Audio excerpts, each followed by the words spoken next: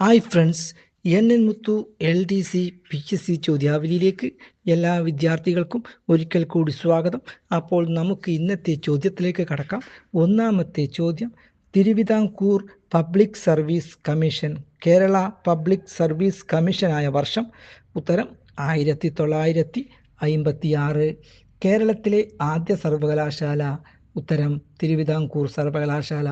തിരുവിതാംകൂർ സർവകലാശാല സ്ഥാപിതമായ വർഷം. ഉത്തരം 1937.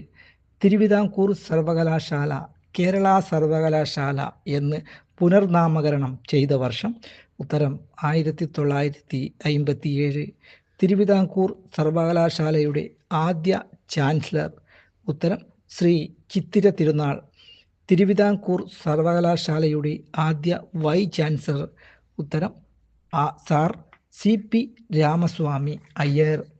എറണാകുളം മഹാരാജാസ് കോളേജ് സ്ഥാപിച്ചത്. ഉത്തരം ദിവാൻ ശങ്കര വാര്യർ. തിരുവിതാംകൂർ പോലീസിൻ്റെ പിതാവ്. ഉത്തരം OM ബെൻസ്ലി.